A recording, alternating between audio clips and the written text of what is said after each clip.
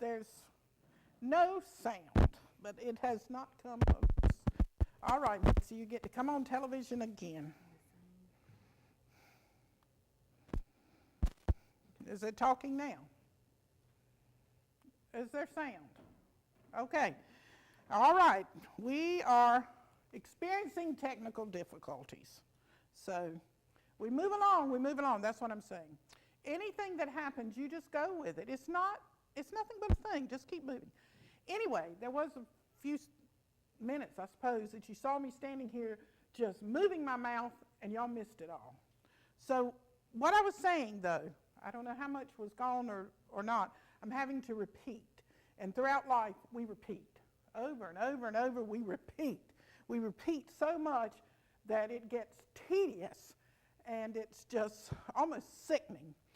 But the point is, this sixth house, we're making it up as we go along, but this sixth house with these karmic contracts, these cosmically ordained contracts, determines what kind of work we're going to do. This tedious work. Maybe not the work we necessarily think that we would like to do, but it's the work that we've got to do. Like Mother Teresa, who said the greatest work there is cleaning toilets. And she appreciated that and was able to embrace that in herself without any kind of, oh, it's terrible, because of her level of elevation. She understood that the feces of the earth is God as well.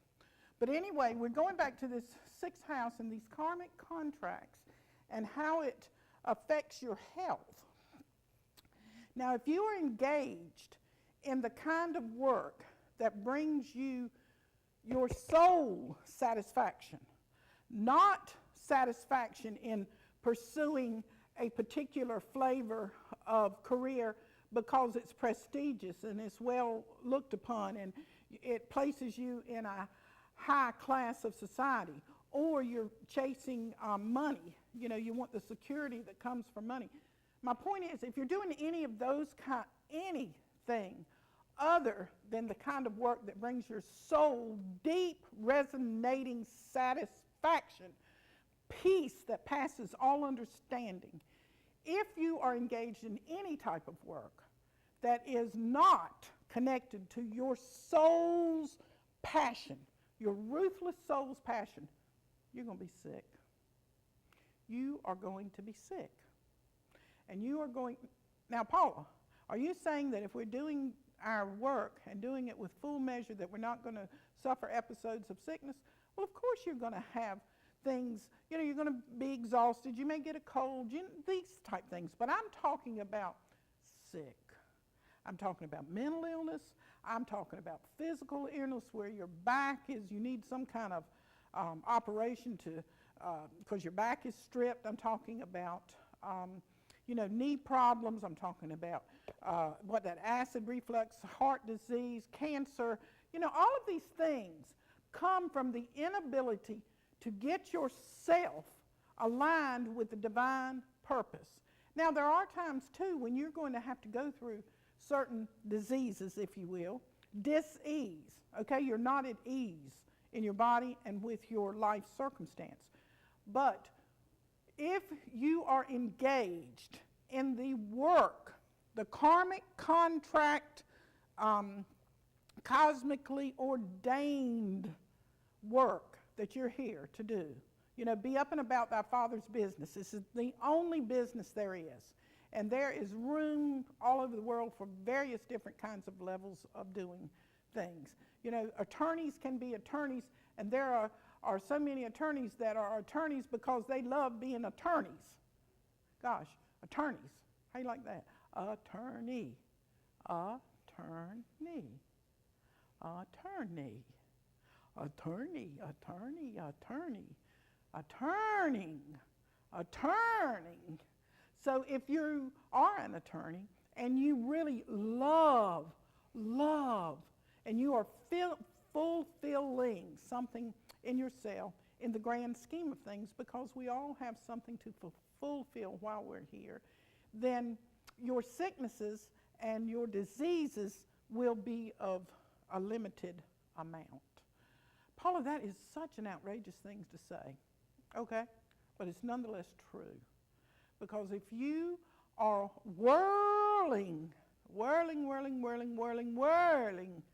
with the cyclone, then you're not going to be harmed. Paula, that's so stupid. No, it's not. You are one with it. You are the cyclone of your own life. You are that. So the point is to get in contact with what it is you really, really want to do. Well, how do I know that? How do you know that? You have so many clues. You stumble over them every day. You run into them. You run smack dab into them. But maybe they don't appeal to you because you think that it's not something that is accepted and that you may be rejected or ridiculed, or you may even find some sort of embarrassment with the type of work that you're called to do. But if your health matters to you, and if you are interested in eliminating that restless boredom, that agitation, that irritability that continuously plagues you, you know, everybody else knows how mad you are. You don't have to say it because you are so at odds with what you're doing here while you're alive. Okay, it's time to pull the paper and see what we're going to get out of the paper today. I might go in that little teeny box too. Might. Okay, what we got? What do we got here? Our fixed preferences lead us to the most desolate places. Mitzi, you know, how do you make something up like this? How do you do it? You know, our fixed preferences, that, of course, means all those thoughts and those ideas that I had on that other page. You remember, I think that was on that 5, might be on this page right before this one. Those, yeah, there they are. All these habits, thoughts, ideas, preconceptions, desires, you're going to take them and get rid of them. Those fixed ideas are going to lead you to the most desolate places. And desolate is another word for dark. Just the whole makeup of who you are is going to drive you to the dark. So let's see about desolate. You want to? Desolate.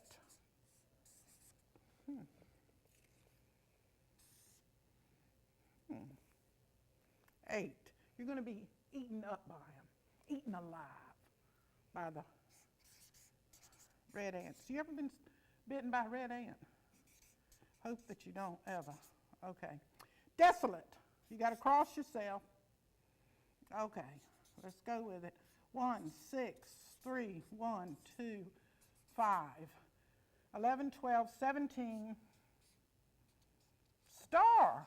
How in the world can the heart of the dark places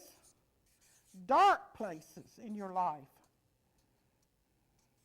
how in the world can the dark places be the star? How can it be that? I wonder how that can be. And then the personality, the one that I'm talking about that is the mask we carry, the one that covers up this word. 5, 8, 10. Okay, we got a 10. We got the Wheel of Fortune going on. Okay, we got the Wheel of Fortune going on. We got the Wheel of Fortune going on. You're going to penetrate. You're going to get down here in the mud. You're going to get down here in the ditch. You're going to get down here in the ravine. You're going to get down here with all those maggots, flies, and whatever other kind of animals eat things. What eat things? What kind of animals eat things? Buzzards. Okay, because, you know, they feed on stuff that's dead. And all of those fixed ideas are dead. They're dead. They're dead matter for them. But you're going to come down here, and then when you get down here at this place, you're going to meet that personality that drove you there, which is the Wheel of Fortune. And that's going take you back up. Round and round and round we go, round and round we go. But we always have to go back down. Okay, our fixed preferences lead us to the most desolate of places. So we've got the Star and the Wheel of Fortune. Star, Wheel of Fortune. This is what's Wheel of Fortune. So let's see, with those desolate places that we must, desolate places in our lives that we must visit. So let's see. Let me see. I'm going to, I think I'll do a little bit of reading out of Paul Foster Case's book, since that'll be easy to do. All right, what do we want to do? We want to read about the star. How in the world the star can be part of any desolation. Okay, let me see. Okay. It is a final letter, which means fish hook, signifying that which draws the fish out of the water. The water is reflected personal existence, symbolized by the hangman. It is also, in a sense, the ocean of subconscious mentality. Subconscious mentality. Wow, how about that? Who would have ever thought that the star that everybody wants to be in their own life, they all want to be the star, that you're dealing with subconscious. What did he say? Subconscious mentality. That would be defined as the dark. The dark. The fish symbolizes transforming and reproductive power. We have been talking every show that you are going to transform. And one of the greatest ways you will transform in this life is in the sex act. Also dealing with money issues and death. Okay? They're the three things that's going to transform you. This, and this. 17 equals 8.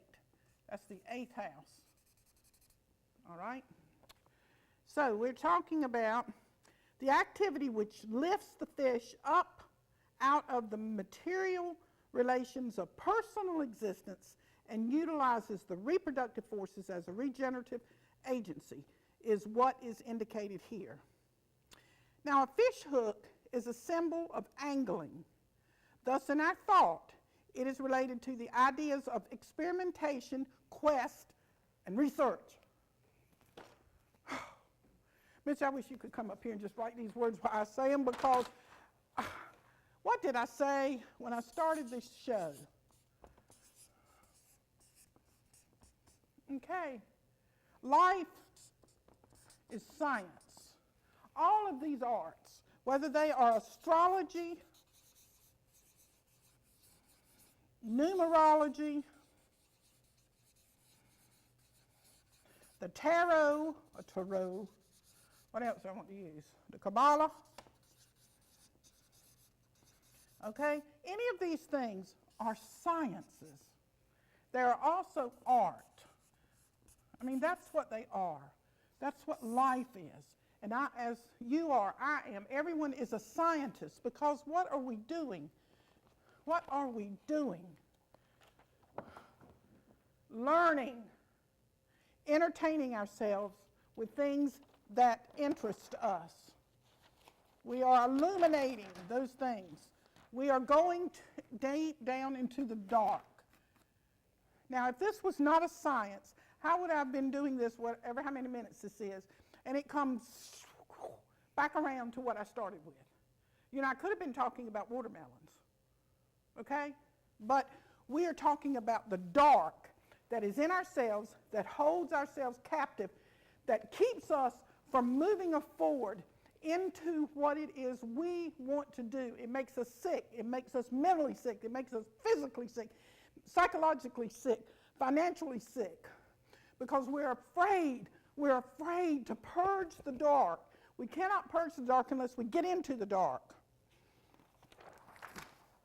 Okay, we're talking about death and transformation. We're talking about the inner self is perfect. We're talking about, we're going to get back to those rose petals.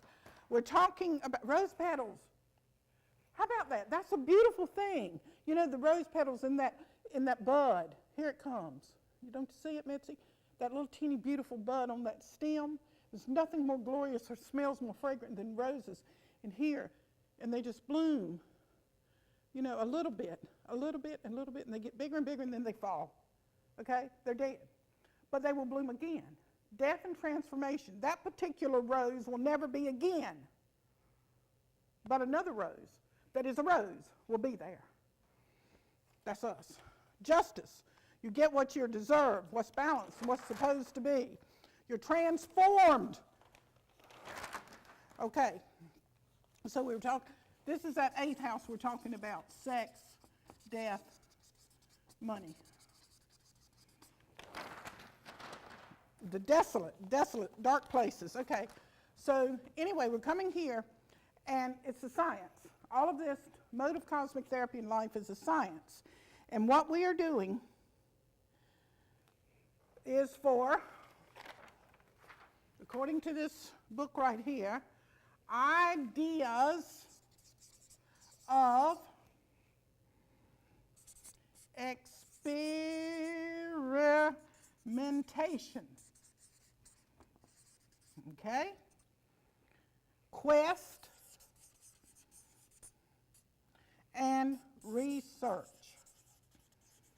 Now, any scientist that is worth his salt will tell you that this is the formula, this is the pattern, this is the cycle of learning any new discovery